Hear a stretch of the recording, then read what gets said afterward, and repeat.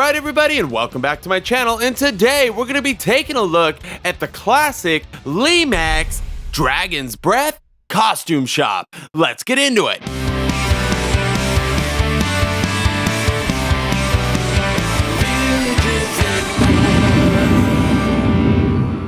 Okay, so the Dragon's Breath costume shop, this one is so cool and a total classic when people talk about the early years of Lemax. This is one of those houses that really started the transition into that new age kind of, or what became the LED animation, soundtracks, all that kind of stuff. There was a transition period. And this is kind of where that happened, those early classic years when we first started to see movement in houses. And this is kind of that start. So let's dive right in here to some of the details. This is the Dragon's Breath costume shop, and it was released in 2000. It was retired in 2008, and let me give you the SKU number. It is 05468. Now for some dimensions: 6.42 inches high, 7.72 inches wide, and 5.63 inches deep. So not the biggest house in the world, but back then houses really weren't as big as they are today. We've seen a lot of really giant houses since then. We did have like the Torture Factory, I think, that came out a couple years after that was really big. But back then, the houses were a little bit smaller than maybe some that you're used to today.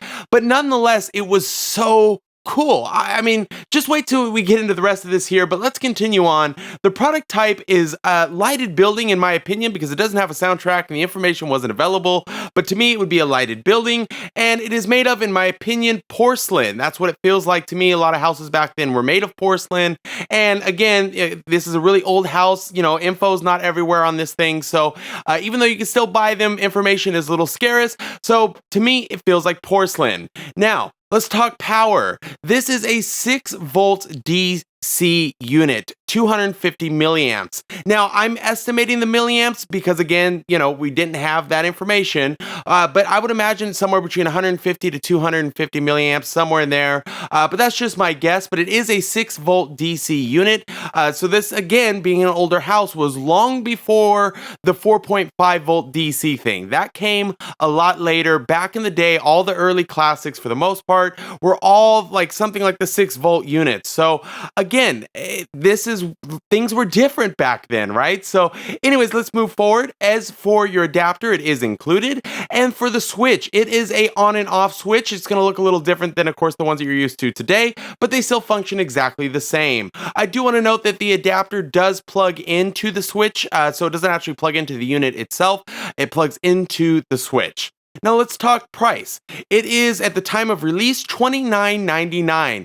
Gosh, the good old days when you could get a gold mine for $29.99. Hello. But today they're a little bit more, but not by much. They're kind of fluctuating between $50 and $100. If you're going to buy them during the season, I promise you they're going to be a lot closer to that $100, maybe more if they're, perfect and come with everything and a manual and all that kind of stuff. Then you could even see something over that during the season. But in the off season, at least at the time of filming this video, because these videos are filmed months in advance by the time you guys see them. But anyways, they are about $50 to $100, kind of depending on condition. I do want to note that this piece does not have a soundtrack. Again, this was the beginning of the transitional period. So this was kind of like the first time you started to see some movement with the projection effect inside this thing, which we're going to get a real cool look at here in a minute. So, all right, look. That's all the initial facts. This is going to be an adventure, and there was a lot to see here. So I really want to just kind of get started. I'm kind of don't really have a list. I kind of worked this just at, the tip of my hat here. So as we begin, I do want to note a couple things. Everyone refers to this house as the Dragon's Breath costume shop, and indeed that's what it is. However, what people don't talk about, and I didn't even really know until I actually filmed this video, even though I've been using this for years and years and years. I have 2 of them. This is one that I forgot where I got it. I don't know, maybe a flea market or something like that. But this is just one of them here. You can see it's not in the best condition, but it will do for this video here. But it's actually 3 different stores. I always thought it was just the Dragon's Breath costume shop, but it's not. It's the Dragon's Breath costume shop. It's a casket maker shop there on the left, and it's Madame Luna's psychic reading. So this is really a one-stop shop. You can get a costume, you can get a psychic reading, and get a casket if that's what you're into. But it's a one-stop shop in that sense. And do note that there's two shops or storefronts on the front side, and of course, Madame Luna's is on the right side. All right. So now that we've kind of got that out of the way, I want to cover what was probably the most groundbreaking thing at the time in villaging, the projection effect and how that works. So again, before this house or in this time frame area here, we just had basic lighted buildings. That's what you would have, kind of like a classic Christmas house. You just put the little bulb in and that's what you had, and it was beautiful. And that's why a lot of us still use them today. But this was the start of a transition here. So what this is, and I did open it up here to get you some footage of what the actual thing looks like inside, but it's really simple but effective on what's going on. So basically there's like this black cutout film thing. I don't know, it feels like plastic to me, really. And there's little figures that are like cut out with the color. It's not actually cut out in the plastic, but the color's missing from those parts. So it's black, and then when there's like a ghost or something, it's just clear. And what's happening is there's a light bulb inside that's then shooting through those open areas up to the windows. And there's like, some wax paper or something behind the window, so it has something to reflect onto. And then it's on like a little motor and gears that just kind of spins the wheel, and the lights stays steady in the middle. So actually relatively basic, but cutting edge at the time, and it created such a cool effect. And it's actually a part that can be replaced, even though it's extremely hard to find that damn light bulb. If you have one of these that's gone out, you know exactly what I'm talking about. But if you happen to come across one, it's like this little white stick thing, definitely pick that up. But anyways, for the time, it was really cool and a very simple way of doing things that really turned out to be quite effective. And we ended up seeing this projection thing in a few other houses along the way. So it was really cool. It's kind of stood the test of time in the sense that people love this house. It's highly collected and they're still relatively available. So that's kind of cool too. You can still get your hands on one. And for the money, it really is a bang for your buck kind of thing especially if you're just starting out with your village and you want to get something that's somewhat animated but not overly expensive. This is a really good start for you. It's a wonderful, wonderful house. So anyways, okay. So now I want to kind of start from the top and just work our way around here. Starting from the very top, you're going to see a nice window on top that shows like a ghost that's going around from that same projection effect. Again, there's going to be a lot of detail here, maybe not as heavily detailed as some of the other houses that are around, but nonetheless, it's really cool. And again, we got to take everything with considering for the time. So as we move down a little bit, you're going to see a really cool sign that says Dragon's Breath Costumes. It's a really nice sign. It fit well. And honestly, when you're thinking theming and you're thinking, contrast of colors and how it all fits together, it was a very simple sign, but it did the job. It doesn't light up or nothing like that, but it does the job and it feels very period for the building. So I enjoyed that. Now, for a star of the show here would be right in the middle, where you're going to see all the windows with all the ghosts coming by. Now, depending on the condition of yours, the ghosts will be a little bit more pronounced than others. This specific one here is, of course, old, but nonetheless isn't in the best of conditions. So, depending on condition, the ghosts will be a little more refined and just depending on which one you got. But nonetheless, you got 4 windows here in the front that have really cool effects, and when you hit those lights, my God, is it magic. There's also a little sign in the middle that says Dragon's Breath Costume Shop kind of thing. It's real cool, basic, not too big, and again, really period. So I think that was nice.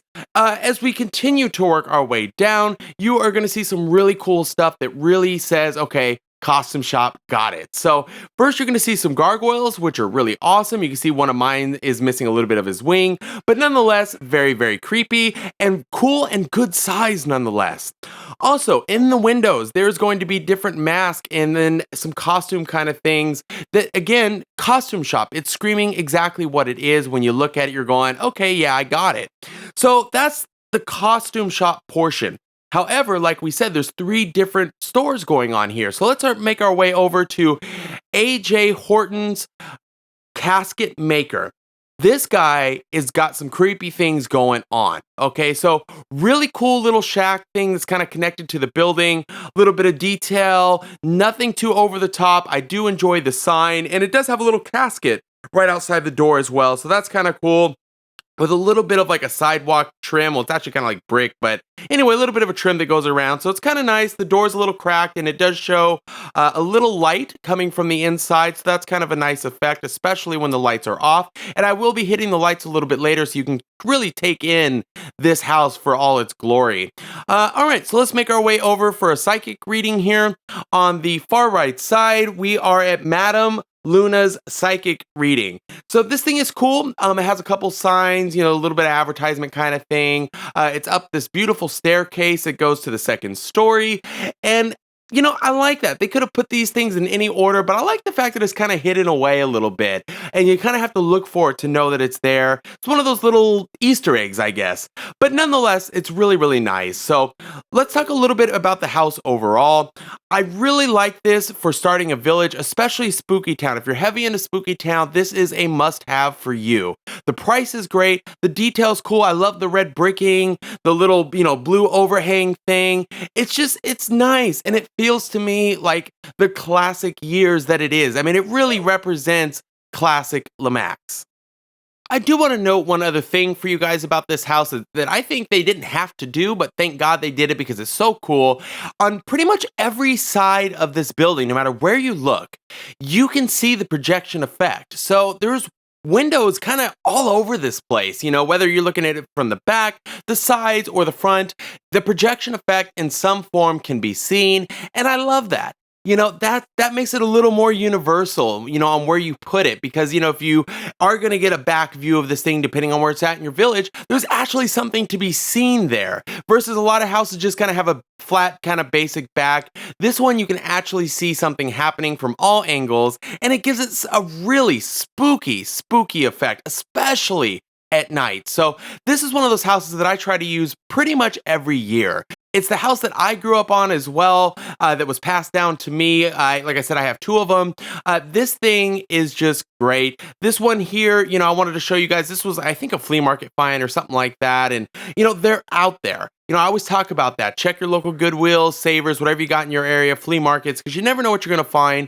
And this was one of those deals. So, look, all in all, I love it. It's a classic when you think of Lemax. I think you will enjoy it if you don't have it. And if you do, you know everything that I'm talking about.